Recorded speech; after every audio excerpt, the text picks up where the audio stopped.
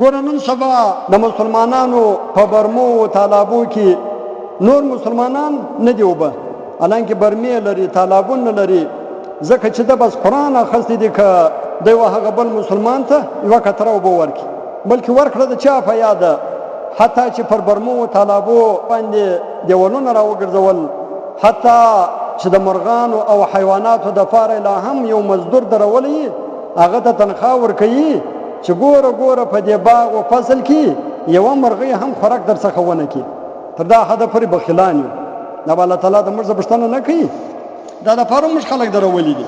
دا د چا پیدا چې انسانان ته به اوبه ورکوي، انسانان ته به پیپونه ورکوي، انسانان ته به د برمو څخه اوبه ورکوي، او یا به یو انسان اودس غسل کوي، یا به یو کور کې دلته همسایه به وي هغه به اوبه نه لري، په ډبو باندې به اوبه غواړي، دا دوې ډبې اوبه به نه ورکوي.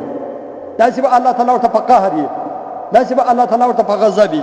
دا دوې ډبې اوبه به نه ورکوي. زما کره هم لږ دی، زه چیش درکړم، د ده به غټ سوچ و فکر دا وي، الله تعالی به ویري. او دغه رنګه چې یو مسکین ورسي نو 500 باندې ورته کوي چې یار زما سره پیسې نشته، هغه به پلانکي شي کې ولګېدی، پلانکي باغ بیا په کروړ باندې خرڅ کړی، په 2 کروړه بیا باغ خرڅ کړی. لیکن چې مسکین ورته ودرېږي د قرآن اخیستی دی، که دی ورکړي و دې مسکین او دې فقیر ته ورکړي. او ډېر داسې دلمسیانو کړوسیانو چوکیداران به تاسو لیدلي چې بینکونه بیا د پیسو ډکي، خو دا قسم او قرآن کړی دی که دی بخیل و مسکین و فقیر ته یې ورکړي. او بیا چې کله هم د فسکو فجور او د ډمو د ډمامو نوبت راسي، مطلب چې د ده واده یي، یا یې د زوی واده یي، او یا یې د لمسي واده و کوزده یي، نو بیا دی پر ټکانو او پر بمانو پر ساتو پر ډولو یعنی پر ډمتو باندې بیا هر څه لري، هر څومره پیسې بیا لري، پر ډمتو باندې هر څومره پیسې لري. یاره پښتون خو ډم نه دی، پښتون خو پښتون دی، بیا کلک غیرتي انسان دی.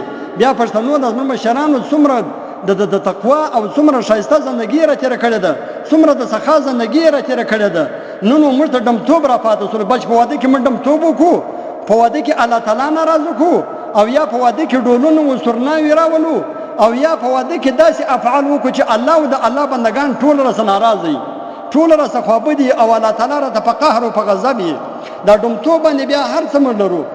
حالانکه دا د چا په یاد چې بل مسلمان آباد کی، بلکې پر ده باندې به حج فرض دی، حج به نه کوي، او زکات به پر فرض دی، سالانه زکات به نه ورکوي، او د مسجد ملا و طالب و قارب د لوږې څخه مري.